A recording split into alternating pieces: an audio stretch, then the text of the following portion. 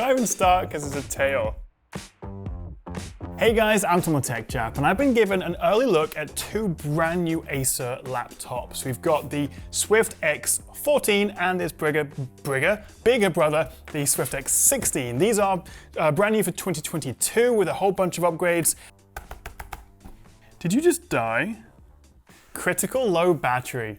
That's what you want to see when you just start a video. Okay, charging via USB-C. You'll note there's no annoying DC in adapter thing, it's all USB-C charging. But I should also say that these are pre-release models, so I can't actually test the processors or run any sort of battery benchmarks just yet, but I will be doing a full review on these as soon as I can, so make sure you have hit that subscribe button.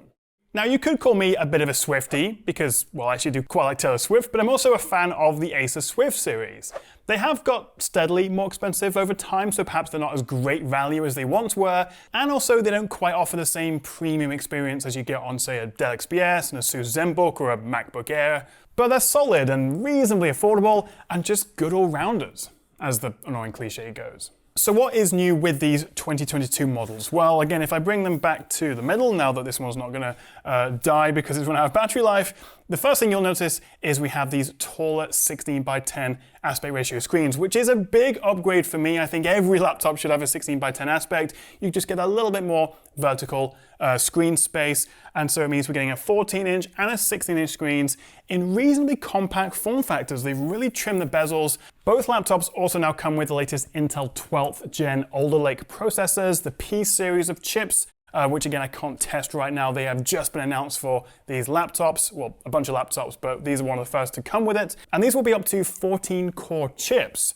Not only that, but we're also getting the faster new LPDDR5 RAM, up from 4 on last year's model, and also faster PCIe 4 SSD storage. So faster chips, faster RAM, faster storage, and also faster graphics, although that's where things get a little bit complicated because the Swift X14 can actually be spec'd with an RTX 3050 or a 3050 Ti, so a proper dedicated graphics card, although I'd imagine a fairly low wattage version given it's going to be crammed into this, whereas the Swift X16 comes with Intel's Arc GPU. It's brand new, again we haven't tested it, so I can't say how that will compete with the 3050 or 3050 Ti. That's going to be quite an interesting test for my full review, but bit of a difference there in terms of the GPU. We're also now getting a Full HD webcam, up from HD, and also the latest Wi-Fi 6E support.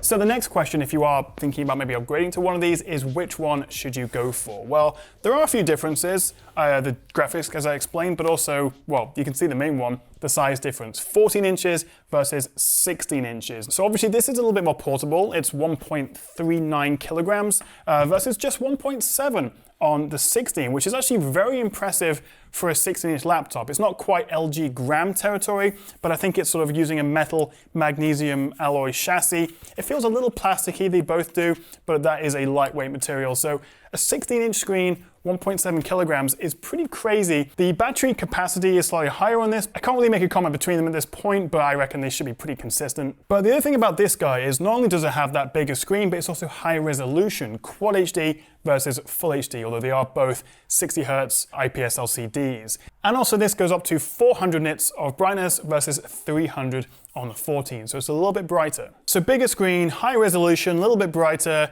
but then this is more portable and also has the option for that 3050 and 3050 Ti, which is very strange that this doesn't have that. Again, we'll have to see how that Arc graphics compares. However, the biggest difference, and I'll tell you what, this is going to be why you want to go for the 14. Look at these snazzy colors. Only the 14 for some reason comes with this. There's a couple of options. It actually does look quite good because I have to say these Swift X laptops are a bit dull looking. They're not the most exciting things in the world. They're very functional and obviously quite lightweight as well, but a little bit of pizzazz on the back there brightens things up, and it's just a shame that we don't seem to have that option on the 16. You have, well, all the colors you want as long as it's gray. So I've been playing with these two for the best part of about a week now, and there are a couple of issues or things I'm not so keen on. Let's do the opening test. Well, there you go. You can see the 16 opens one finger. This one does not. I'm not sure if that's a big deal to you, but it just makes this feel a little bit nicer. Also, both of them, I'm not a huge fan of the trackpad. They are using Microsoft Precision drivers, but it's kind of hard to show on camera. If you sort of touch at the top, it doesn't move at all, but then near the bottom, I'm not sure if you can hear that. I'm not even clicking it. This would be a click. I'm just sort of like gently tapping it. And this is on both. Again, these are pre-release models, so maybe there's some engineering tweaks they can do, but it's weird that it happens on both. ASUS say that these come with dual speakers and DTS audio, but quite frankly, the speakers are pretty terrible on both. They sound tinny, not very impressive.